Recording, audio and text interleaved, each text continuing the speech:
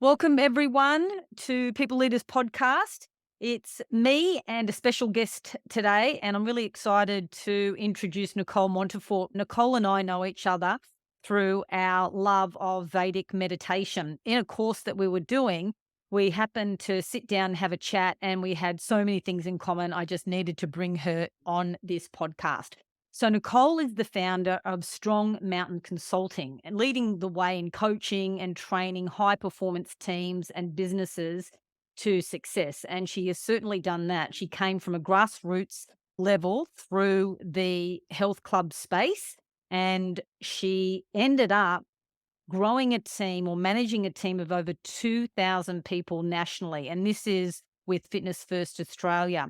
She was the first ever female to become a director for Fitness First Australia and was really one of the key drivers behind the company's success. And she was responsible for managing over 250 million in annual revenue.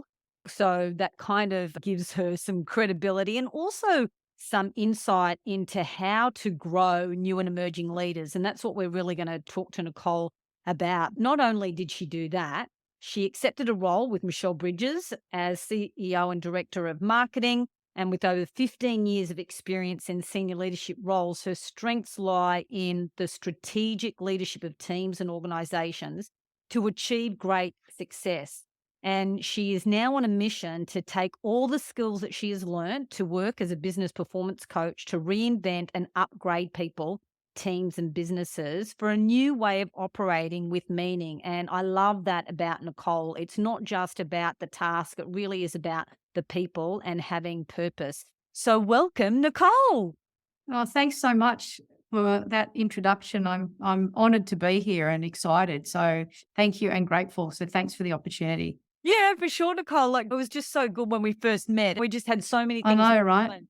And what I love about your background, it really is based in that moving through the ranks. And I think for people who are listening, especially new and emerging leaders, even though they are in the grass roots, they're really kind of in the task and also the managing people side to just get a sense of the progression and what it actually takes. And you, of all people, have really gone through it. So I'm really excited to get stuck into it. So, Yeah, cool. as we've just heard, you have had such a bounty of experience leading teams in the health and technology sector.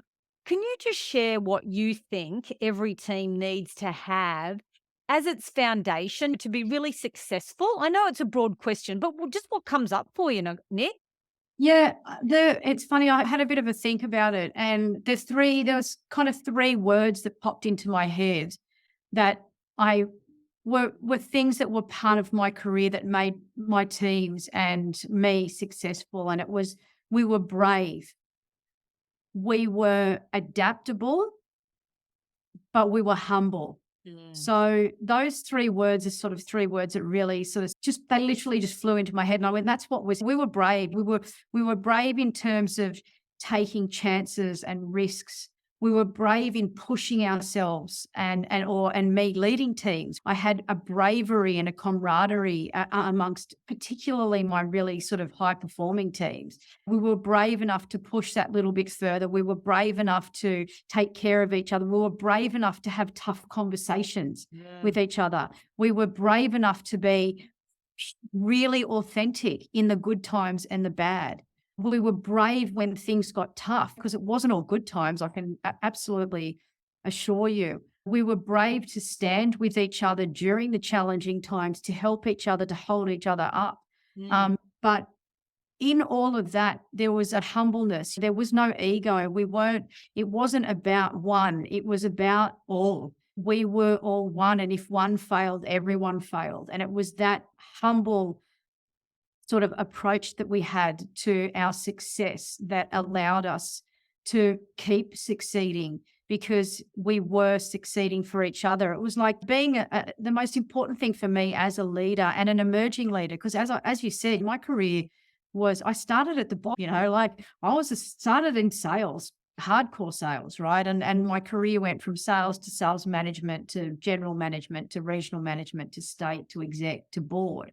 So I came all the way through. So I was an emerging leader that Mm. had an amazing mentor who believed in me and saw something in myself that I didn't see and took me on the journey and grew me and put me under massive pressure. I was a rough diamond and he saw that there was a diamond inside. And so he knew to put pressure. So I was an emerging leader. And because I was an emerging leader, I was humbled because I didn't know that I had what I had. And then I was able to raise and grow emerging leaders with that same mentality. So they were the sorts of things. And then adaptability. To be adaptable is the number one, I think, skill that every human on the planet needs right now, whether you're an emerging leader or a parent. I actually think being adaptable. And being adaptable means that you can pivot quickly, that you don't get stuck on what the outcome looks like. You've got no attachment to when the outcome comes. That if the outcome that you get isn't what you thought you were going to get, then you adapt and you pivot and you move in a different direction to try again. And so I think those three words really sort of embrace the emerging leader and what teams need to be able to really success, particularly in the current climate that we're in at the moment. Yeah, I love that, Nick. And if someone is listening as a new and emerging leader and thinking about themselves or even their team, that is something that they could possibly reflect on is where have we shown bravery in having that courageous conversation or giving feedback? Where have we pivoted and shown adaptability and also humbleness? And that's one of the questions I wanted to ask you, Nick. You said that you had a great high performing team, no egos at all. Did you ever come across people who had prickly personalities or somewhere? Oh, Yeah. So tell me about that. How did you all manage the that? time. And listen, they had egos, right? But I was able to bring an element of humbleness to the ego and turn the ego into not about self, but about a whole team and about a result. And as a leader, at the end of the day, you can't have an ego as a leader because unless you're selfless, as a leader, you're not going to succeed because you have to make it about everybody else's success. Your success comes with everybody else's. Mm. So I absolutely, I mean, because I worked in a pressure cooker, and as I said, the sort of rough diamonds, we were hardcore pressure. That sort of pressure, I don't think you can really apply anymore in this current. So I grew up in the school of tough pressure. And I've absolutely had every personality that you can think of. And yes, definitely some of my top performers were the ones I had to manage the most Mm. because they had the drive, the ambition, which comes with ego. So managing those prickly personalities the one thing that I always did was I came back to them and what they were doing it for. Because at the end of the day, they weren't. They could tell you they were doing it for the house and the boat and all of those fancy things, but I knew that wasn't it. So I'd have those brave conversations, and I'd put them in uncomfortable situations where I'd peel the layer of the onion away to find out what they really, really wanted it for. Some of them would come and say, "I want to be able to buy my mum a house." Some would say, "I just want to have money in the bank to know I'm secure for when I have a family." Some would say, "I want the freedom to be able to take holidays without worrying about it." Others would say, "I want to start a charity." Like they're all different things, but I would get to that root cause of those prickly people. And so when they would become prickly, I would just put that back in front of their face and say, "Well, hang on a minute.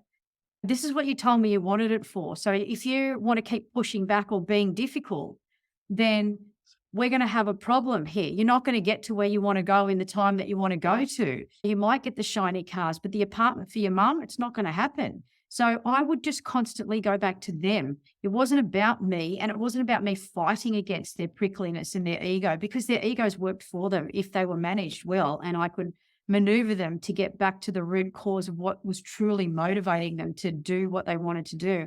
And all the walls would fall away and they'd laugh. They'd go, "Oh, you got me again." And boom, back they'd go into high performance and back they'd go into producing. And we'd end up, this was cyclical. It would happen all the time. So hopefully that sort of answers a little bit of your question. Yeah. That's brilliant, Nick. And for someone who is listening, that's the importance of having those one-on-one conversations. So it's not just transactional and what needs to get done.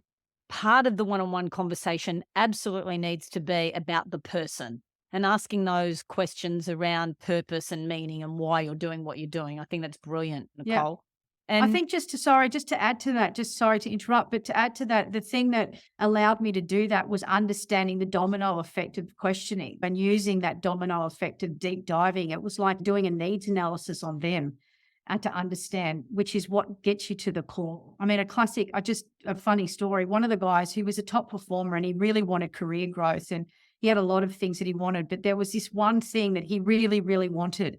And it was this big red rug. And he was a salesperson and he wanted it for all these reasons, right? To impress his girlfriend because he wanted to ask her to marry him and he wanted to do it on this rug that she loved. And this is where I got to. So when he would get difficult, which happens with high performing people and teams, I just would hold a photo up of the rug that he wanted because I had it. And that was it. It was like, boom, gone. And he'd get back into it because I'd gone that far in my conversation with him and had built that authentic trust that I could do that to get him to keep going. So a bit off tangent, but relevant story. totally on tangent, because what you're explaining are the skills that leaders need. And it's that being able to listen deeply to what it is that they're telling you, and also to be able to question them to get to the source of the real issue around what is driving them. So it's Mhm. very, yeah, important. And when we're thinking about the new and emerging leader, and reflecting on your experience, Nick, what do you think is one of their biggest obstacles? Like, is it mindset, imposter syndrome, stress? Was there a theme that came out for you? I think the main theme that I would see would be fear would come out and also burnout. Mm, So the pressure, because they were high performing, their ability to take care of self first mm, went out the window, which is funny because a lot of them, you would think many of them are quite selfish because they're on this drive. But the one thing that they never put first was themselves. So I'd find burnout and you could see them falling off, like they fall off the edge of a cliff because they push, because they get the adrenaline from the push and they get the dopamine kicking into gear on the back of the reward centers working and they want more and they want more and they want more. And so it was the balance of taking care of the self, yeah, I love me that. leading to them taking care of the results. And that's where I would often find them. So it would be fear of not achieving what they wanted. And then that fear would then motivate them to push themselves harder. And then the lack of self-care or taking care of self and burnout were the things that were really prevalent, including Yeah. with myself. That Mm. was me. That I'm speaking about me when I was there in those roles as well. I absolutely was exactly the same, driven to the point of exhaustion. And I now that's where I'm focused on helping high performers, business owners not do what I did and giving them the lessons before they get there and the skills and strategies to be able to avoid that. Yeah, and I have had the opportunity to actually have a sneak peek at your program called Stress Less, and it really does delve into this whole area of being able to operate at your peak performance, and you give some really great strategies around how you can do that and some fun ones as well. So could you just share one, I don't know, stress hacking technique that you think people could actually start using today? Yeah, sure. The what people don't understand, and this is sort of my education in human physiology coming into play in my nerdburger science brain around brain body obsessed. But what people don't understand is whilst we're constantly getting put under pressure all the time and under stresses from every single angle. And what people don't understand is that the physiology, the human body is the most powerful tool that they have to be able to support them during those challenging times. It doesn't get rid of stress, but it balances the body's response to the stress out so that you're responding rather than reacting all the time under pressure. And like 1 minute of time can actually make you go from reactive to responsive, just 1 minute. And that's what people don't know. And it's my number one tool. And there's reasons behind that, which I can explain if you want me to, in terms of what happens in the brain and the body with the chemistry and stuff. But the greatest thing that they can have sitting with them all the time is a ball. One of those bouncy balls that you buy at Rebel, or a tennis ball, something that's pretty bouncy. And the best technique I can give them, and I have them everywhere. They're sitting here under my desk. They're in my car. The companies I work for all get one, and they all just sit on their desk. And you take the ball and you put a timer on your phone for 1 minute. And with your non-dominant hand, you bounce the ball as many times as you can without stopping the bounce. Consecutive bounces, non-dominant hand in 1 minute, and you count. So you get to 50. You set the timer again and you do another minute with the intention of beating your previous score. Another minute, non-dominant hand, bounce, bounce, bounce, to try and beat 50. In those 2 minutes of time, your body will come out of it not just laughing and feeling light, but your body will feel all of the stress chemicals being released out of your body, because your body is producing their good endorphins that actually counteract the ones that set you off down the burnout trail. And it is the simplest. I have used it in workshops with hundreds of people, and it is the game changer. I remember running a workshop for a group of high-performing salespeople in the real estate industry, and it was on stress hacking techniques to help them stay calm under pressure. And I walked into this big room. There was maybe 50 of them in there. They're all sitting at their tables. They were doing like a half-a-day conference, and I had like 45 minutes to run this workshop. And the looks on their faces were like, we don't have time for this. We should be making sales. Like I could see it. So without even speaking, I walked around, I gave everybody a ball, and I started the challenge. And within a minute, the whole room was laughing hysterically. We had scoreboards up of who was getting the highest score. Then we ran the extra minute. Same thing happened. They were all beating their previous score. And at the end of that 2 minutes of opening that session, they sat down and I had their full undivided attention, because they felt their energy felt fundamentally different, and they were ready to listen because I'd calmed them down and taken all the I need to be making sales energy out of their body. And then I ran the workshop and it was a huge success. And it's just proven every time I've done it. So I it's love gold. that. So if they're all leaders that are listening to this right now, they need to go and buy their teams those bouncy balls from Rebel. Okay. And at the start of their day, or before a meeting, or if they're going into a pitch, or if there's something big going on, everybody gets up 1-2 minutes of their time, a minute on the clock, non-dominant hand, and have them all and watch the whole dynamic in their team change, including so for that's themselves. Yeah. And that's their challenge, to be able to do that within the next like 2 weeks, to go out and do that. And even if you've got a remote team, like you can actually post them and then set it up. So there is so many things. So thank you for sharing that. I think that's a really That's wonderful, my number practical, one fun. Yeah, I technique. love it. Yeah. Thank you. Yeah. That's what I love about you, Nick. Like, you are so generous with the sharing of your knowledge, and also the amount of knowledge. And when you talk about stress chemicals, can you just share a little bit about how they actually impact our performance? Yeah, sure. So there's lots and lots of them, but the two big ones are adrenaline and cortisol. And we know that we need these chemicals to push us into action. So this is where people have got this wrong myth about stress. It's stress response is a natural response that we are meant to have as humans. It motivates us into action. I mean, we're not running from lions anymore. And the problem that we've got is that we're not completing stress cycles. So if you think about an animal in the wild, it gets chased by a lion. A deer gets chased by a lion. The deer's body gets pumped full of cortisol and adrenaline so that it can run fast. The minute it's out of danger, and it runs, so it moves aggressively. So it's an aggressive movement. It runs to safety. It finally finds safety, and its body has used up all the stress chemicals. It's finished the stress cycle, and it can calm down, and it's fine. What's happening in our world at the moment is we're not finishing the cycles. We're getting stressed. We're not doing anything about it. We're getting more stress. We're not doing anything about it. We're getting more stress. So the body is getting overloaded with the stress chemicals, and we're not removing them from the body. And the impact that it has on our physiology is massive. Sickness. We get sick, our digestive system doesn't work, our immune system doesn't work properly, our heart doesn't pump blood properly. Like, this is the impact of an overload of the stress chemicals, because where it's holding on. It's like a dam that's getting built up, built up, built up. And at some point, the dam's going to break. And then all of these illnesses are going to come out inside the body. So they're really, really significant.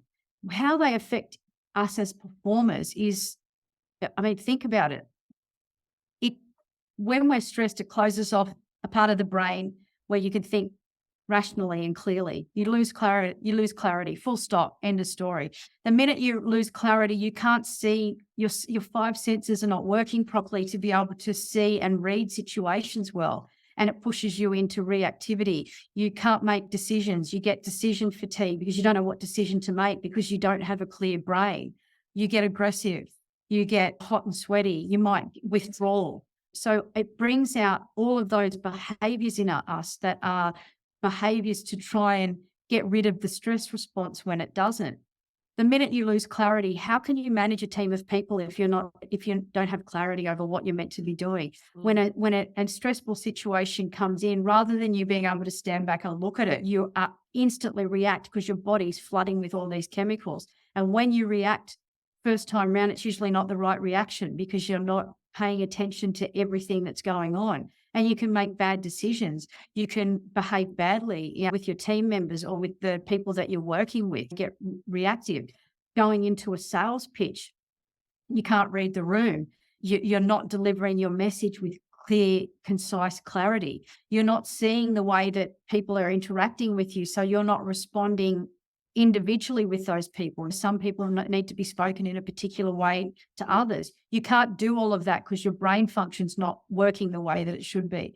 And it has massive flow-on effects. So it affects everyone around you and it affects you internally in your physiology. So without finishing stress cycles and allowing those chemicals to just run rampant in your physical being, you are impacting your ability to perform optimally for yourself and for everyone around you and the bigger, broader organization. Right. So, Nick, you did share with us an awesome stress hacking technique before. What do you do now? Like, do you find yourself in stressful situations or do you coach people in stressful situations? And what do you recommend? Yeah, I do. For myself, obviously, when I created the course and when I actually wrote the book, it was back when I'd been through 10 years of hell, like too long a story to go into. But it was because I had an understanding of the human body and I was so driven that I was deploying these techniques without knowing what they were. And then I dived in and did the research and I just went, oh my gosh, everybody should know these. So now for me, obviously I practice Vedic meditation, which I didn't do back then when I wrote the book, because people say when people are under huge pressure and you say to them, you need to sit down and be still and quiet your mind. It's like you may as well tell them to stand on the corner for 5 hours on their head. It's like it doesn't work. So this is for before that stage. This is to help people manage quickly and instantly during the day. So I coach people on a multitude of different stress hacking techniques. And for myself, I do have Vedic meditation, but that doesn't mean I don't get triggered like everybody else. And humming is one of my other techniques. It has a scientifically proven effect to calm the nervous system down because it works with the vagus muscle. So that's one that I use all the time for myself when I'm feeling under pressure is I'll hum, and because it calms the nervous system down. The ball is a non-negotiable. That's always with me. So that's something that I do. And with people that I'm working with, I've got in the course, there are 5 coaches. There are 5 stress coaches, and they're all the 5 coaches are the different techniques that you can deploy. So depending upon who I'm talking to or what situation they're in will depend on which one they pull out. For example, you can't sit you can't be doing something with a whole lot of people around you and then just start busting out a hum. People are going to think you're a bit crazy. You can go and walk into a room and start bouncing a ball or bouncing it on a wall. So it depends on where they're at and what they respond to best. Like there's one of the techniques is rock throwing, and there's a whole science behind getting a rock and throwing it into water. Well, clearly you can't do that in the office, can you? But if you're at home and you're struggling, you can use that. So that's how I work with people holistically, but it's not about the techniques are there to help them optimize themselves and to get them out of sticky situations. If they're going in for a job interview or a promotion, You use the technique before. They're proactive, not just reactive.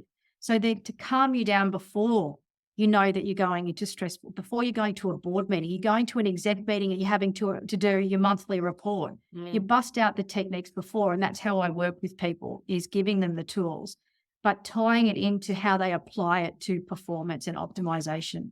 Yeah, I love that. And understanding what the risks and the benefits are if you don't do things like that, I think are really important for people to bridge that knowing doing gap. Like, I know I need to do it, but people aren't doing it. And so you really have to educate yourself about, okay, well, what would the benefits be? And I love the fact that you've shared those examples with us, Nick.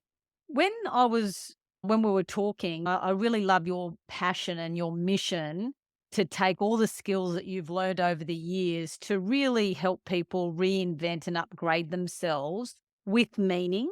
And when you talk about operating with meaning, what do you actually mean by that? And how can a person listening to this podcast now, managing a team, has responsibilities, getting pushed from the top and the bottom, how could they start to bring this aspect into their life or into their career?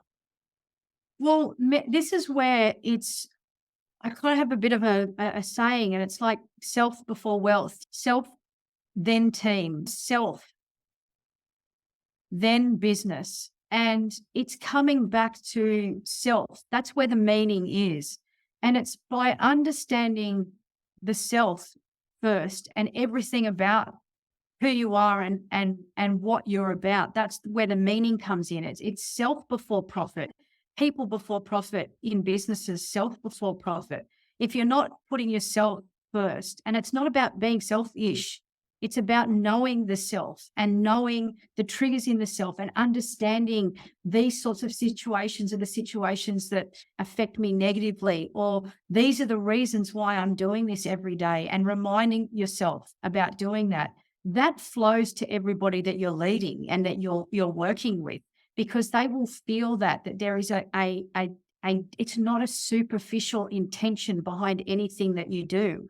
And as a leader, if you have those conversations with your team, that you then start to know what their self is. And then when you're managing them through those challenging times, you're focused on that layer, not the superficial layer of I want a promotion or I want to make more sales. You're focused on that real true self. And if you understand that about them, you'll know what their triggers are and you'll see it coming before it happens. And you start to see future in the making, as opposed to being reactive to situations. You can see it, you can know, and you can help them in advance of situations rather than fixing the problem after the problem's happened. Yeah, like you're really getting to the source of Yeah, of them and who they are.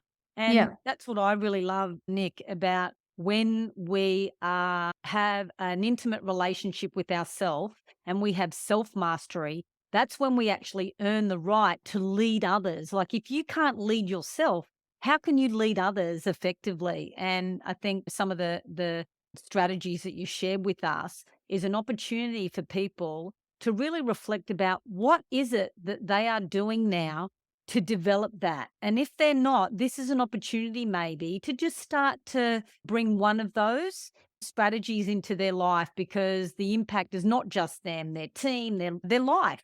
The Their most whole life. important thing in your life is your Absolutely. life. Yeah. Yeah. And I Um, think when in emerging, like when you think about leadership and the levels of leadership, because if emerging leaders, you start at the bottom of the rung, right, where you're emerging and you're learning how to be a leader, having a great mentor that believes in you, that knows how to apply the right pressure at the right time to sort of polish the diamond is absolutely vital. So you thinking about that with the people on your team who might be rough diamonds is being really aware. But when you first start out in leadership, the production that you get from your team is production with permission. Like, you have to ask permission to get production out of them because you haven't earned the right yet. By doing these things that we've spoken about, understanding self and understanding, peeling the onion away of the people that you're working with or that are on your team, all of a sudden you start getting production because they want to for you, as opposed to because they have to, because that's where you start. So the more that you can invest in understanding yourself as a leader and what makes you tick, and then applying that and learning more about the people that you've got on your team, the quicker you move through the levels of leadership that get to you to a point where they're just doing it because they love you and they love everything about you and what you stand for. And that's kind of the journey that you want to fast track as much as you can.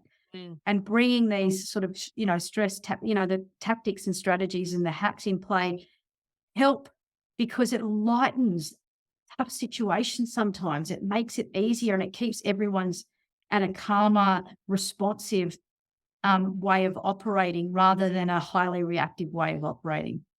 I love that, Nick. And I actually wrote a note around mentoring, because I think that is definitely one thing that new and emerging leaders need to do, is find themselves a mentor or a coach or something that can Absolutely. bring another perspective to develop Yeah. their level of awareness.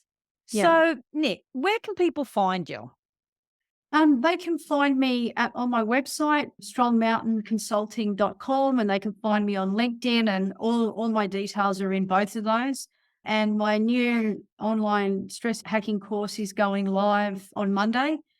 So if they wanted to participate in that, it's super cheap. It's like $49, because I want everybody to have it, because they're Yeah. tools everybody should use. Yeah. So it's really cheap. It's got 6 core modules and about 3 hours of content in there. And it's got all my signature hacks. So not just the ball bouncing one, but there's a lot of education. It delves deeper into the questions you've asked me about the stress chemicals and about the impact that they have. And there's a lot of education in there that puts the light bulb on and helps people really understand it. So they'll be able to get that as well from my website. But they're the best places to find me. That's great, Nick. And if you are a leader who is leading a team, that's a course that you could download and then roll it out, maybe doing one activity every month or every week or whatever. And so what you've got is a toolkit and a mentor, you know what I mean, in your series, which I love. So, Nick, is there anything else as a wrap up that you would like to share with our listeners? I think just remember self first, always, but then remember self in everyone else that's on your team. The mentor, I think, a real mentor for an emerging leader is somebody who uses those 3 qualities we spoke of as well, being they're humble, they're brave, and they're adaptable. And that's what you want to be looking for in a mentor. You want somebody brave enough to be able to question you and to put the furnace on the diamond to try and polish it a bit more. And you want to learn from that so that you can do the same when you identify the rough diamonds in your team, and ultimately make them laugh and bring some joy and lightness into being a leader, because life is too serious sometimes. And we get caught up in that, and we get caught up in the want for the next thing and growth, ladder and ladder. And I did it myself. And the ladder will come if you take care of the self first and you lighten up and have a bit of fun with it. They're my top tips. Great advice, Nick. Thank you so much. And I will see you on the flip side when we do another meditation course.